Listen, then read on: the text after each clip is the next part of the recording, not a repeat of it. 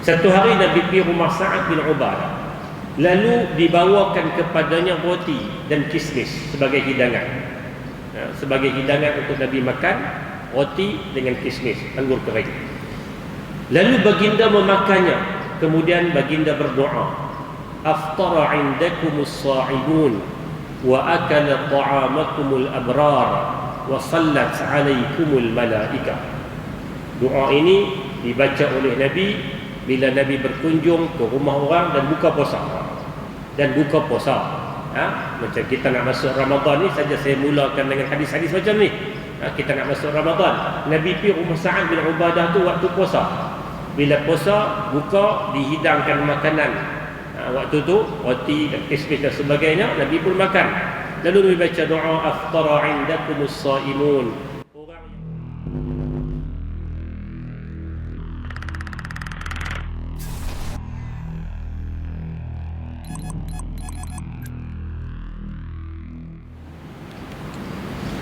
Bismillahirrahmanirrahim. Assalamualaikum warahmatullahi wabarakatuh. Innal hamdalillah nahmaduhu wa nasta'inuh. Man yahdihillahu fala mudilla lahu wa man yudlil fala hadiya lahu. Ashhadu an la ilaha illallah wahdahu la syarika lah. Wa ashhadu anna Muhammadan 'abduhu wa rasuluh. Allahumma salli wa sallim wa barik wa an'im ala habibina wa nabiyyina wa sayyidina Muhammad wa ala alihi wa ashabihi wa tabi'ina wa tabi'ihim bi ihsanin ila yaumiddin. Qala rabbi shrah li sadri wa yassir li amri wahlul 'uqdatan min lisani yafqahu qawli. La haula wa la quwwata illa billah Al-Aliyyul Azim. Amma ba'd.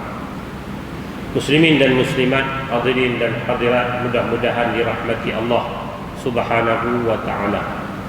Alhamdulillah, puji syukur kita pada Allah Subhanahu wa ta'ala. Dengan limpah kurnia taufik hidayah, Allah berikan ruang kesempatan untuk kita bertemu pada pagi ini. Mudah-mudahan kita semua diberikan keberkatan, kerahmatan, keampunan, kebaikan di sisi Allah Subhanahu wa ta'ala. Allah menyebut dalam ayat yang terakhir surah Al-Insan yang dibacakan oleh imam tiap-tiap minggu. Dalam ayat yang terakhir sebelum kita rukuk, imam membacakan ayat yudkhilu man yasha'u fi rahmatih. Allah Ta'ala boleh memasukkan siapa-siapa yang dia kehendaki ke dalam rahmatnya. Allah Ta'ala sebut yudkhilu man yasha'u fi rahmatih. Allah boleh masukkan siapa-siapa yang dia kehendaki di bawah rahmatnya.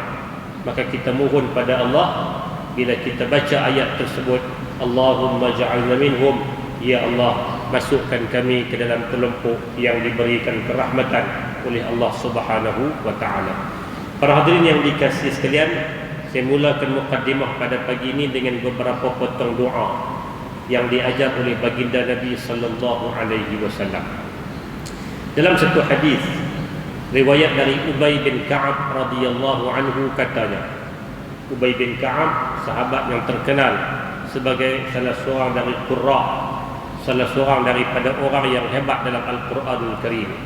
Kata Ubay bin Ka'ab, apabila Rasulullah sallallahu alaihi wasallam selesai dari salat witir, baginda akan berdoa sebanyak 3 kali dengan menyebut Subhanal Malikil Quddus, Subhanal Malikil Quddus, Subhanal Malikil Quddus. Maha suci Tuhan, Raja yang dipuja-puja, Raja yang dipuja dan dipuji. Itu ungkapan pujian yang berbentuk doa yang dibacakan oleh baginda Rasul selepas daripada salat witir. Salat witir ni salat yang dibuat pada setiap malam, dan kita nak masuk Ramadan lebih-lebih lagi lah. Ramadan ni memang dia sinonim dengan tarawih dan witir. Walaupun hakikat sebenarnya witir adalah dituntut sepanjang tahun, dia bukan khusus pada Ramadan. Setiap malam pun disunatkan untuk kita sembahyang witir, sama ada 3 rakaat dan sebagainya. Baginda Rasul apabila selesai saja bagi salam solat witir, maka antara benda, antara wirid, antara doa yang Nabi akan sebut sebanyak 3 kali dalam hadis yang diceritakan oleh Ubay bin Ka'ab ni, Nabi akan sebut Subhanal Malikil Quddus, Subhanal Malikil Quddus. Jadi kita sebut semualah. Kadang-kadang kita bila kita sembahyang secara berjamaah, kita sahnya benda itu disebut oleh Bilal dan sebagainya. Hakikatnya Nabi ajar kita untuk kita sama-sama sebut Subhanal Malikil Quddus, bukan panjang pun. Ini tiga patah disebut 3 kali. Hadis ini riwayat dari Abu Dawud dan juga An-Nasai. Dalam satu lagi hadis yang direkodkan daripada Ali bin Abi Talib radhiyallahu anhu, bahwasanya baginda Rasul sallallahu alaihi wasallam selalu membaca pada akhir witirnya. Satu lagi doa yang Nabi baca juga. Hadis ini riwayat dari Ali. Selepas solat witir, Nabi akan sebut Allahumma inni a'udzu biridhaka min sakhatik wa bimu'afatika min 'uqubatik wa bika minka la uhsi sana'an 'alaika anta kama asnaita 'ala nafsik. Yang ni agak panjang sikit, tapi bukanlah kata tak panjang tak payah ada. Panjang pun boleh untuk kita amalkan. Kita baca pun tak apa. Kalau tak boleh hafal, kita baca. Kerana dia dibaca di luar dari sembahyang, bukan dalam sembahyang. Dalam sembahyang tak boleh lah, sebab dalam sembahyang doanya kena dalam bahasa Arab. Nabi sebut Allahumma inni a'udzu biridhaka min sakhatik. Ya Allah, ya Tuhanku, sesungguhnya aku berlindung diri dengan keredaanmu dari kemurkaanmu. Ya Allah, aku minta jauh dengan keredaan Engkau dari kemurkaanmu. Minta jauh dari murka Allah. Sebab murka Allah ni habis tak ada apa lah. Bila Allah Ta'ala murka, habis dia tak akan dapat kesejahteraan dunia dan akhirat. Wa a'udzu bi mu'afatika min 'uqubatik. Aku berlindung diri dengan keampunanmu dari siksaanmu. Yang pertama, minta jauh dari kemurkaan. Yang kedua, minta jauh dari siksa azab Allah Subhanahu wa Ta'ala. Wa a'udzu bika minka la uhsi sana'an 'alaika anta kama asnaita 'ala nafsik. Aku berlindung diri dengan zatmu dari kemurkaanmu. Aku tidak mampu menghitung kepujian atas zatmu. Engkau sebagaimana engkau memuji ke atas dirimu sendiri. Jadi dalam adab-adab berdoa antaranya ialah memperbanyakkan pujian pada Allah Subhanahu wa Ta'ala. Allah, Nabi ajak kita bila kita nak berdoa, antara adabnya kita memperbanyakkan puji Allah dan meletakkan pengharapan sepenuhnya. Kita puji itu bukan kata nak jack. Kita dengan orang mungkin kita kata jack dia bagi dah, bukan jack. Tapi kita puji kerana itulah kesempurnaan dan kelayakan bagi Allah Subhanahu wa Ta'ala untuk kita sentiasa memujinya. Doa itu dibaca oleh baginda Rasul selepas daripada salat witir. Hadis diriwayatkan oleh Imam At-Tirmizi rahimahullahu ta'ala. Hadirin mukminin yang dikasihi dan dirahmati Allah Subhanahu wa Ta'ala, dalam satu hadis riwayat dari Anas radhiyallahu anhu katanya, adalah baginda Nabi sallallahu alaihi wasallam telah datang ke rumah Sa'ad bin Ubadah. Satu hari Nabi bertamu di rumah Sa'ad bin Ubadah. Siapa Sa'ad bin Ubadah? Tokoh sahabat dari kalangan Ansar, orang hebat. Sa'ad bin Ubadah orang hebat dari kalangan Ansar. Justru apabila baginda sallallahu alaihi wasallam wafat, orang-orang Ansar pada peringkat awalnya mereka mencadangkan yang menggantikan Nabi sebagai pemimpin umat Islam adalah di kalangan mereka. Dan siapa wakil, siapa calon yang mereka tampilkan? Sa'ad bin Ubadah, kerana ketokohannya dan kehebatannya. Kemudiannya cerita panjanglah. Kemudian berlakulah persepakatan di kalangan orang Islam untuk mengangkat Abu Bakar As-Siddiq radhiyallahu anhu. Tapi nak cerita ke Sa'ad itu orang hebat. Satu hari Nabi pergi rumah Sa'ad bin Ubadah, lalu dibawakan kepadanya roti dan kismis sebagai hidangan. Sebagai hidangan untuk Nabi makan, roti dengan kismis, anggur kering.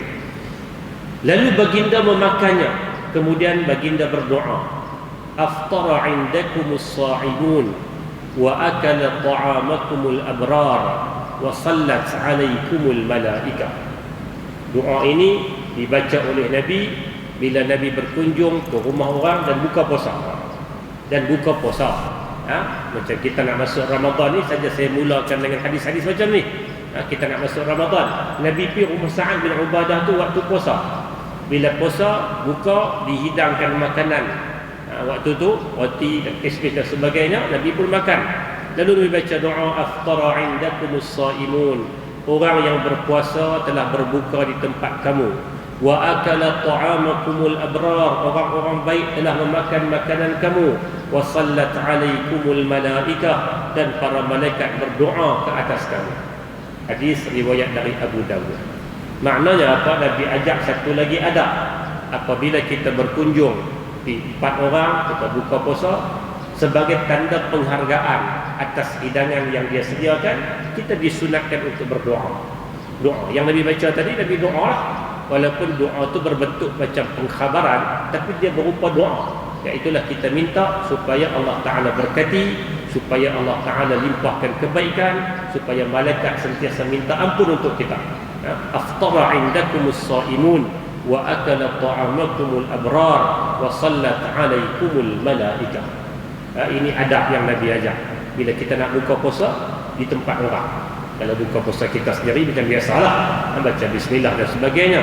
Ini sebagai kunjungan kita ke rumah orang ke apa ke, kita menghargai, sebagai tanda terima kasih, kita doakan kebaikan kepada tuan rumah. Dalam satu hadis lain, riwayat dari Aisyah radhiyallahu anha, dia berkata kepada baginda Rasul, jika aku merasakan berada di malam Lailatul Qadar, apa yang mesti aku ucapkan pada ketika itu?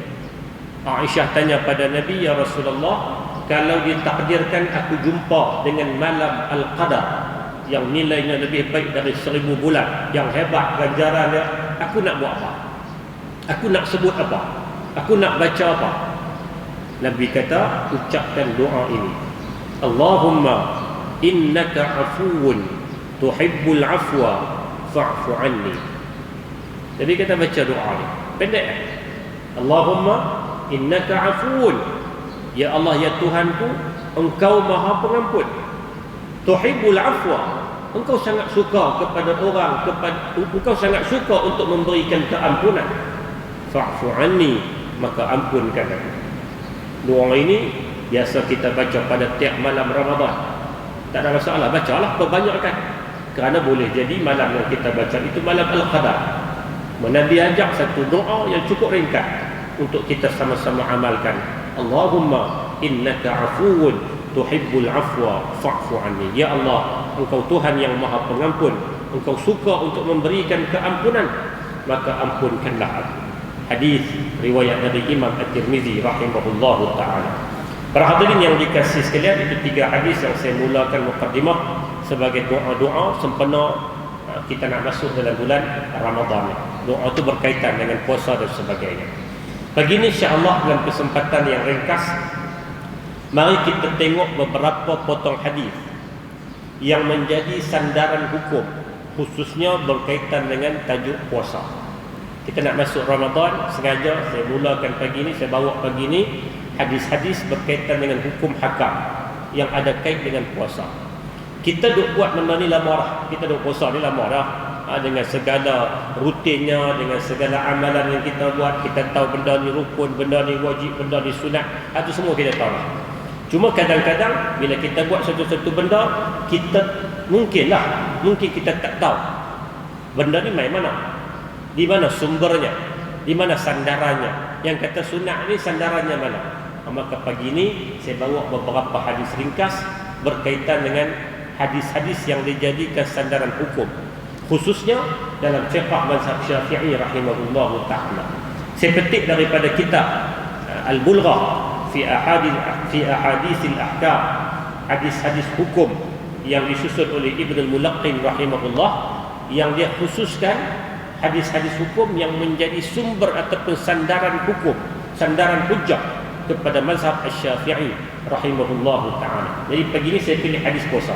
Benda biasa saja, benda mungkin tuan-tuan dah pernah dengar, cuma sebagai pengulangan ataupun sebagai mungkin ada benda dah buat dah, tapi bila kita baca hadis kita tahu inilah sandarannya.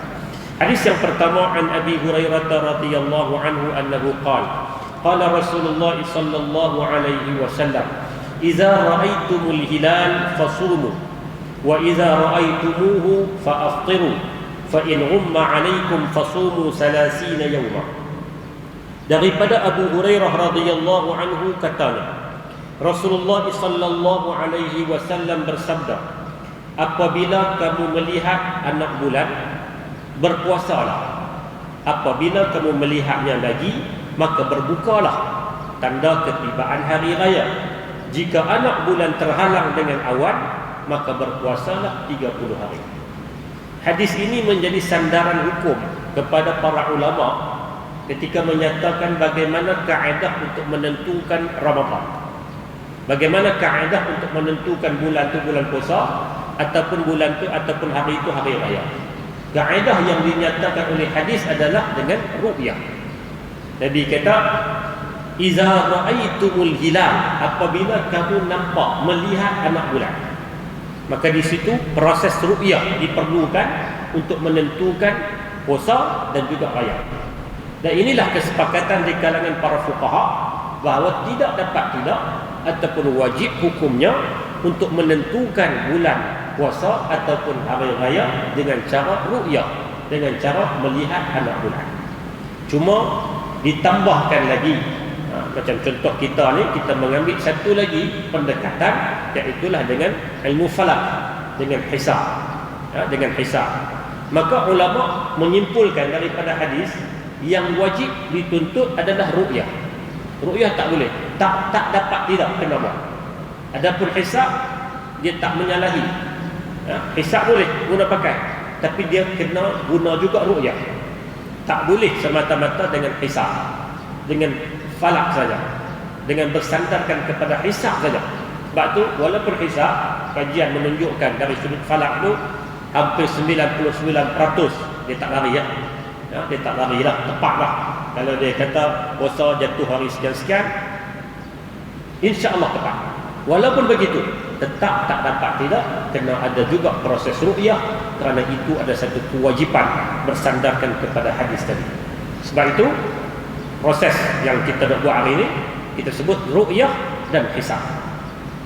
Tak ada tempat yang buat hisab saja. Kalau hisabnya ditolak. Kerana apa? Kerana proses ru'yah itu satu kewajipan bersandarkan kepada hadis tadi. Sebagian negara Arab dia ru'yah saja tanpa hisab. Dia ru'yah. Ru'yah saja okey, tapi hisab saja tak boleh. Ru'yah dengan hisab itu bagus. Seperti mana yang dilakukan oleh kita. Jadi hadis ru'yah di mana? Tadilah Nabi kata, "Iza ra'aitumul hilal," apabila kamu melihat anak bulan, fasumu, maka puasa. Wa iza ra'aitumu, apabila nampak pula, maknanya nampak pula ketika nak bulan Syawal, fa'aftiru, buka raya. Fa in ghumma 'alaikum, tapi kalau tengok anak bulan tak nampak, fasumu 30 yawman, lengkapkan puasa 30 hari. Lengkapkan puasa mana? Macam kita di hujung Ramadan kalau tengok anak bulan, kalau nampak raya lah. Kalau tak nampak, puasa lagi, cukupkan 30. Jadi hadis ini menjadi sandaran bukan mazhab Syafi'i saja. Majoriti ulama menyatakan wajib hukumnya. Sebab kadang-kadang orang tikai tengok apa lagi dia tak tahu dah. Tengok apa lagi, ru'yah apa lagi. Benda tu wajib bersandarkan hadis tadi. Hadis diriwayatkan oleh Imam At-Tirmizi rahimahullahu taala, Al-Bukhari dan juga Imam Muslim rahimahumullahu taala. Hadis kedua, wa anhu aidan qala Rasulullah sallallahu alaihi wasallam, "Man nasiya wa huwa sha'imun fa akala aw shariba falyutimma shawmahu fa innama at'amahu Allah wa saqah." Walil Bukhari fa akala wa shariba. Daripadanya lagi, yakni daripada Abu Hurairah katanya, Rasulullah sallallahu alaihi wasallam bersabda, "Sesiapa yang terlupa ketika berpuasa lalu makan atau minum, maka sempurnakanlah puasanya, kerana sesungguhnya Allah telah memberinya makan dan minum." Hadis ni dibincangkan oleh para ulama. Apabila seseorang itu puasa, tiba-tiba tengah dia puasa, dia terlupa, nasiya, dia terlupa, dia tak ingat kata dia puasa, fa'akala, lalu dia pun makan. Bila tak ingat kata puasa, dia lupa, dia makan. Adakah membatalkan puasanya bila dia sedang? Dalam hadis disebut jelas, Orang yang puasa lalu dia terlupa dan dia makan sedap-sedap, Nabi kata apa? Falyutimma saumahu, maka teruskan puasa. Falyutimma ni makna sempurnakan. Yang mana puasa itu tak terbatal dengan sebab dia makan secara terlupa dan hadis tidak menjelaskan banyak mana dia makan. Maka para ulama sebut secara mutlak, walaupun dia makan itu mungkin dengan jumlah yang banyak, terlupa makan kenyang sampai 3 pinggan, 3 kali tambah baru teringat, falyutimma saumah, sempurnakan puasa. Esok lupa pula, falyutimma saumah, tapi jangan buat lupa. Pernah berlaku kepada anak murid Abu Hurairah radhiyallahu anhu. Anak murid jenis-jenis itu je lah, bukan anak murid mengaji sungguh. Anak murid main lintah-lintah ya. Dia pernah main tanya Abu Hurairah, "Wahai tuan, aku puasa sunat lah. Hari ini puasa sunat. Kemudian aku lupa. Bila aku lupa, aku makan. Boleh tak?" Abu Hurairah kata, teruskan, sebab Nabi sebut ni. Hadis tu riwayat Abu Hurairah. Kalau dia sendiri tahu, dia kata teruskan. Tak batal puasa dengan sebab lupa. Tak apalah, kawan ni pun balik main pula minggu depan. Tanya soalan yang sama. Aku puasa tapi lupa. Lepas tu buka. Macam mana batal tak puasa? Abu Hurairah kata teruskan. Tak ada masalah. Orang yang lupa tak ada masalah. Bahkan bukan lambat puasa dah, lambat apa pun, kalau lupa tak ada masalah. Allah Ta'ala ampunkan. Tidak dicatat sebarang kesalahan atas sebab lupa. Minggu terusnya main lagi, orang yang sama, soalan yang sama. Abu Hurairah kata, memang tak nak puasa. Bukan ramai tanya, memang tak jenis tak pernah puasa. Puasa lupa puasa. Jadi hak ni buat-buat. Jadi hadis ni secara umum. Para ulama kata secara umum, makna dia lupa, dia makan banyak mana pun, dia tidak membatalkan puasa. Bersandarkan kepada ungkapan Nabi, falyutimma saumahu, maka sempurnakan puasanya. Sempurna makna sambung terus, tak perlu untuk mula balik dan sebagainya. Wa anhu aidan anna Rasulullah sallallahu alaihi wasallam naha an siyami yaumil fitri wa yaumil adha. Daripada Abu Hurairah, Nabi sallallahu alaihi wasallam melarang daripada berpuasa pada 2 hari, iaitulah hari raya puasa dan hari raya haji, raya kurban. Dalam hadis ini sebut tentang hari-hari yang dilarang puasa. Dalam hadis sebut 2, tapi ada hadis lain yang menambah lagi 3 hari yang dilarangkan puasa juga, iaitulah ayyamut tasyrik. Hadis ini sebut hari raya, tapi ada satu lagi hadis yang menyambung dilarang juga berpuasa, hukumnya haram. Bukan larangan itu larangan makruh, larangan yang berbentuk haram. Puasa juga pun tak jadi, bahkan berdosa. Bukan kata puasa itu tak sah, berdosa sebab buat benda yang dilarang. Puasa hari raya, 2 hari raya, dan puasa 3 hari pada hari-hari tasyrik, iaitulah 11, 12 dan 13 Zulhijjah. Perbuatan itu haram. Bila perbuatan itu haram, maknanya implikasinya dosa. Walaupun puasa, walaupun bagus, walaupun benda tu bagus. Sebab tu Islam dia ada kaedah. Dia ada kaedah. Dia tak boleh menghukum berdasarkan kepada gambaran luar. Walaupun benda tu bagus.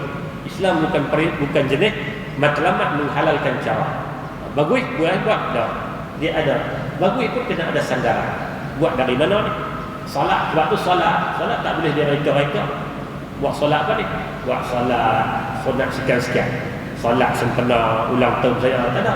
Sebab salat dia berbentuk ibadah, dan ibadah perlu ada sandaran yang jelas daripada Nabi sallallahu alaihi wasallam maupun daripada ayat-ayat Quran.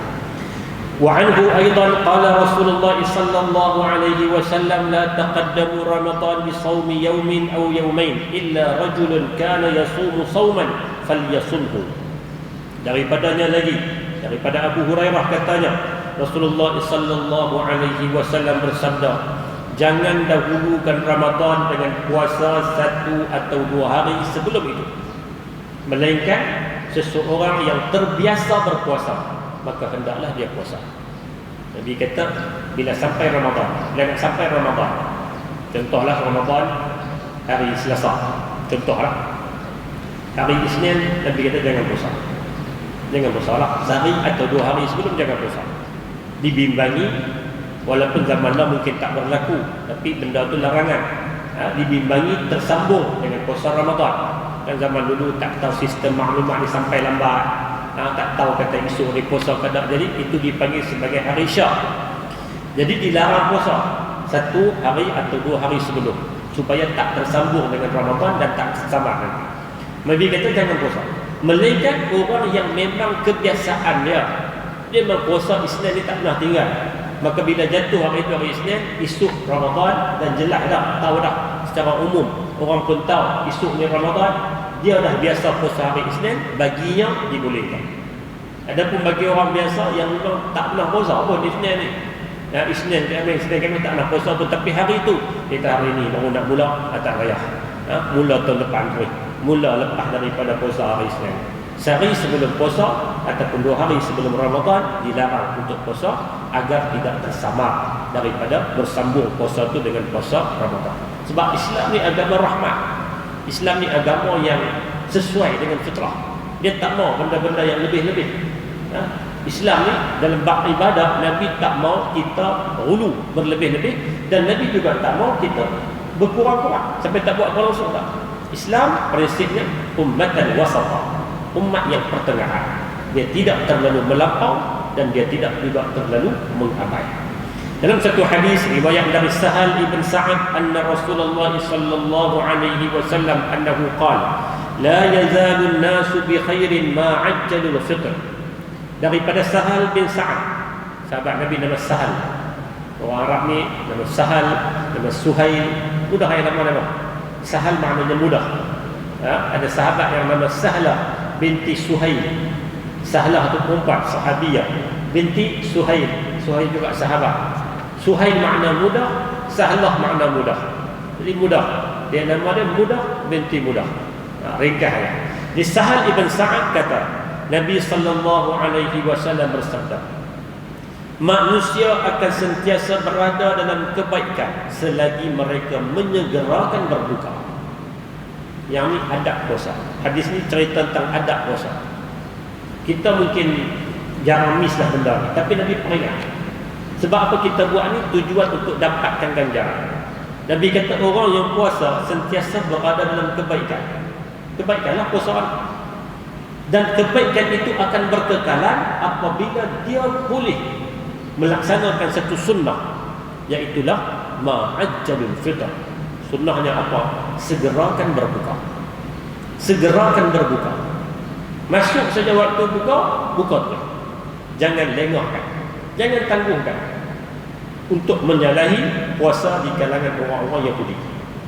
Nabi ini kalau boleh pada peringkat awal dulu, Nabi dia nak bagi orang Islam dalam bab ibadah, dalam bab kehidupan, dalam bab apa pun, bezakan terus dengan Yahudi. Waktu awal-awal Nabi sampai di Madinah, orang Islam sembahyang, Nabi suruh pakai kasut pada peringkat awal, untuk membezakan dengan sembahyang cara Yahudi. Yahudi sembahyang, bila dia penat sembahyang, dia buka kasut. Sebab mengambil daripada arahan Allah kepada Nabi Musa, bila Nabi Musa menghadap Allah, fakhlaq na'laik innaka bil wadi al-muqaddas tuwa. Allah Taala sebut kepada Nabi Musa, tanggalkan kasut kamu. Tanggalkan kasut. Waktu Nabi Musa menghadap Allah, maka orang Yahudi apabila mereka menunaikan sembahyang cara mereka lah waktu itu, mereka akan tanggalkan kasut. Maka Nabi bila sampai di Madinah, Nabi nak bagi beza. Orang Islam kena ada beza dengan Yahudi dalam semua urusan, termasuk urusan ibadah. Maka Nabi suruh orang Islam pada peringkat awal untuk sembahyang berkasut. Kemudian bila Yahudi pun dah dapat beza dengan jelas, dah okeylah. Lepas tu tak pakailah kasut. Hari ini jangan buat pakai kasut pula lah. Orang bawah kita kata nak sunnah dah. Itu cerita zaman awal. Demikianlah dalam bab puasa pun Nabi nak suruh orang Islam beza dengan Yahudi. Yahudi bila masuk waktu dalam puasa mereka, bila masuk waktu mereka tak akan muka lagi. Mereka sengaja nak lengahkan. Sebab mereka kata ganjaran lebih. Hakikat sebenarnya tidak. Ganjaran yang akan dapat, kebaikan itu berkekalan, sehinggalah kita boleh untuk melaksanakan sunnah, iaitulah menyegerakan berbuka. Masuk saja waktu, jangan lengah. Atas apa alasan sekalipun, ikhtiar untuk kita segera berbuka, supaya kita dapat kebaikan. Kalau tidak, hilanglah kebaikan. Nak puasa daripada siang pagi puasa, mai petang nak dapat dia punya trofi dia, ganjaran dia, iaitulah berbuka, segera berbuka, tiba-tiba kita lepas peluang dia. Maka rugi. Sedangkan dia satu sunnah yang sangat simple, untuk kita laksanakan. Benda ni benda kita nak buat dah, tapi peringat, kita buat tu untuk apa? Kita buat tu segera berbuka bukan sebab lapar. Kita buat kerana nak ikut sunnah Nabi sallallahu alaihi wasallam, dapat ganjaran. Kalau kita segera berbuka sebab lapar, dapat kenyang ya? Tak dapatlah sunnah. Tapi kita buat tu sebab sunnah Nabi. Sebab Nabi yang janjikan kebaikan, maka kita berbuat untuk mendapat puasa yang tepat seperti mana dilakukan oleh baginda sallallahu alaihi wasallam. Wa an Anas radhiyallahu anhu anna an-nabiy sallallahu alaihi wasallam annahu qala tasahharu fa inna fi as-sahuri barakah. Daripada Anas, Nabi sallallahu alaihi wasallam bersabda, bersahurlah kerana pada amalan sahur itu ada keberkatan. Nabi kata tasahharu. Tasahharu di fi'il amar. Fi'il amar ni menunjukkan wajib, arahan. Tapi fi'il amar di sini para ulama kata dia tak sampai ke peringkat wajib, tapi dia satu sunnah yang sangat dituntut, muakkad. Jadi kita bersahur. Kok mana pun bersahurlah. Kerana apa Nabi suruh sahur? Fa inna fis sahuri barakatan. Kerana pada sahur, pada amalan bersahur itu, bukan pada waktu saja, pada amalan bersahur itu barakatan, ada keberkatan.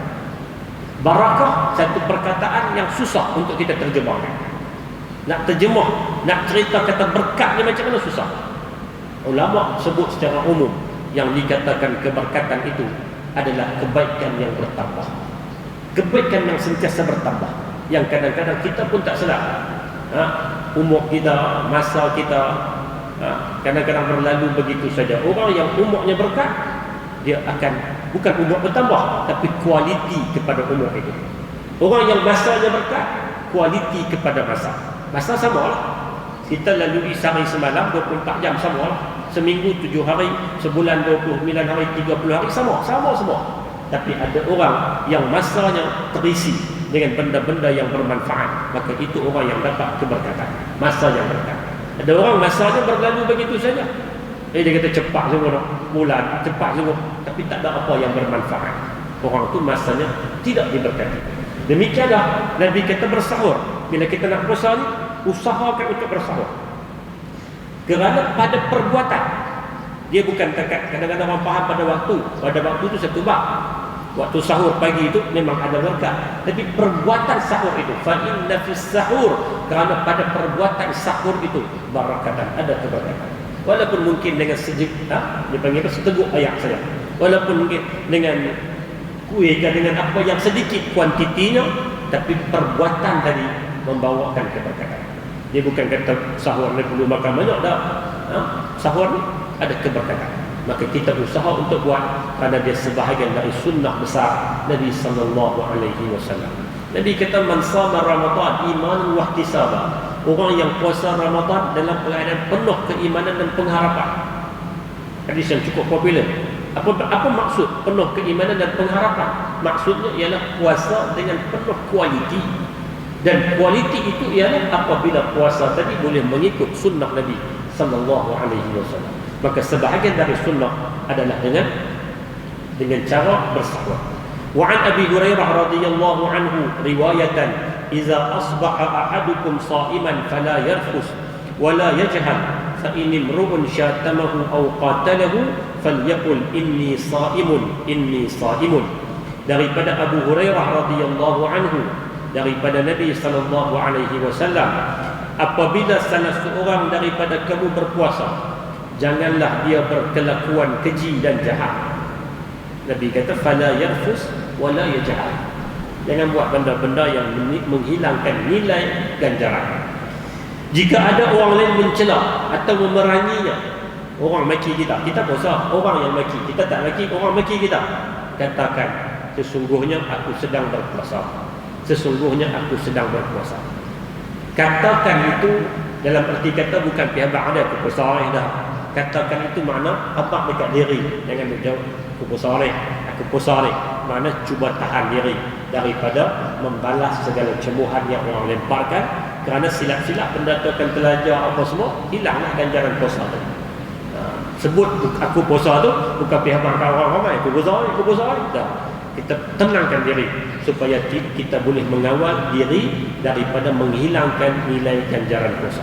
Hadirin mukminin yang dikasihi dan dirahmati Allah Subhanahu wa taala. Hadis yang terakhir daripada Ibnu Abbas qal kana Rasulullah sallallahu alaihi wasallam ajwadan nas bil khair wa kana ajwada ma yakunu fi syahri Ramadan inna Jibril alaihi salam kana yalqahu fi kulli sanatin fi Ramadan hatta yansalikh fayaridu alaihi Rasulullah al-Quran fa idza laqiyahu Jibril kana Rasulullah ajwada bil khair min ar-rih al-mursalah. Daripada Ibnu Abbas radhiyallahu anhu katanya, Rasulullah adalah orang yang paling pemurah dengan kebaikan. Kata Ibnu Abbas, manusia yang paling penuh dengan pakej baik ni Nabi ya? Tak boleh. Nak potong Nabi tak boleh. Manusia yang paling lengkap dengan segala kebaikan. Dan Nabi ni lebih menjadi pemurah apabila bulan Ramadan. Masuk saja Ramadan, Nabi akan lebih pemurah. Bulan lain pun pemurah lah. Tapi Ramadan berkali ganda pemurah Nabi. Sesungguhnya Jibril alaihi salam bertemunya pada setiap tahun pada bulan Ramadan. Sehingga dia berlalu. Kata Ibnu Abbas, bila masuk Ramadan, Jibril akan jumpa Nabi tiap hari sampai habis Ramadan. Rasulullah akan membacakan Quran kepadanya. Apa yang kita panggil sebagai tadarus yang Nabi buat dengan Jibril. Nabi baca, Jibril akan dengar pada sepanjang Ramadan. Apabila Jibril bertemu baginda, Rasulullah menjadi lebih pemurah dalam kebaikan berbanding angin yang bertiup. Kata Ibnu Abbas, Nabi ini pemurah secara umum. Masuk Ramadan, Nabi lebih pemurah. Dan dalam Ramadan bila Jibril bertemu dengan Nabi, waktu itu bertingkat lagi pemurah Nabi. Dan digambarkan, dibandingkan pemurah Nabi ini lebih dekat daripada angin. Tiupan angin tu menunjukkan, nak abang kata, pemurahnya Nabi. Nabi keluarkan segala-gala lebih laju daripada angin yang bertiup. Ini satu hadis yang menunjukkan tentang kenapa Nabi menunjukkan kesungguhan dalam bulan Ramadan, kerana bulan Ramadan menjanjikan kebaikan yang berkali ganda. Nabi tunjuk tu untuk contoh kita ikut.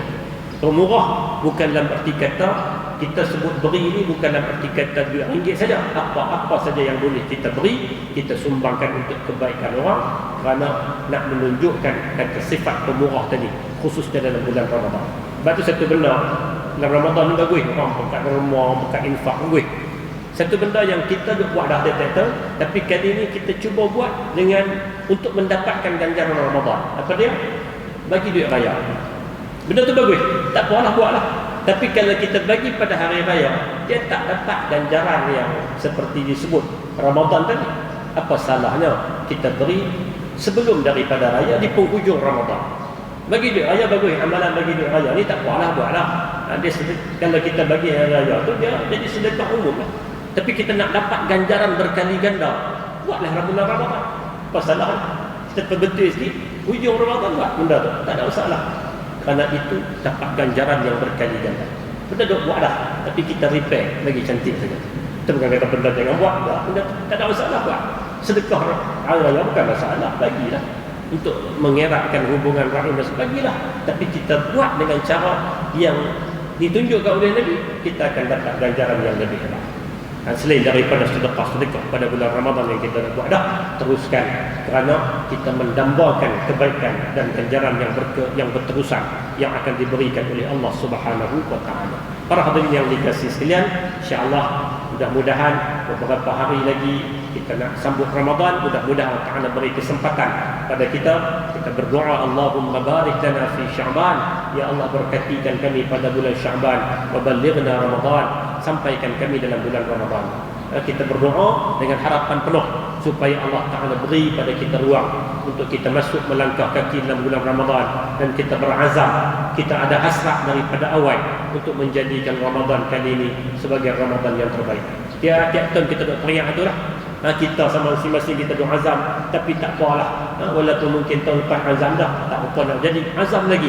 Ulang balik, ya Allah, bagilah kami untuk masuk Ramadan, dan kita nak jadikan Ramadan sebagai Ramadan yang terbaik dalam kehidupan kita. 40 tahun mungkin kita pernah puasa, kita pernah lalui Ramadan, kita nak pada kali ini dan ke-41 Ramadan yang paling baik dalam kehidupan kita. Dalam arti kata, bukan takat puasanya, tapi segala aktiviti Ramadan kita buat dengan penuh kualiti dan mengikut sunnah Nabi sallallahu alaihi wasallam, maka pada ketika itu insya-Allah kita akan mendapat ganjaran yang hebat daripada madrasah Ramadan yang akan kita lalui insya-Allah. Moga-moga ada kebaikan. Terima kasih atas perhatian. Mohon maaf atas kekurangan. Sekadar itu saja untuk pagi ini. Aqulu qawli hadza wa astaghfirullahal azim li wa lakum. أعوذ بالله من الشيطان الرجيم بسم الله الرحمن الرحيم اللهم اجعلنا من الذين إذا أحسنوا استبشروا وإذا أساءوا استغفروا واجعلنا من الذين يستمعون القول فيتبعون أحسنه ربنا ظلمنا أنفسنا وإن لم تغفر لنا وترحمنا لنكونن من الخاسرين ربنا آتنا في الدنيا حسنة وفي الآخرة حسنة وقنا عذاب النار صلى الله على نبينا محمد وعلى آله وصحبه وسلم والحمد لله رب العالمين أقول قولي هذا وأستغفر الله العظيم لي ولكم السلام عليكم ورحمة الله وبركاته.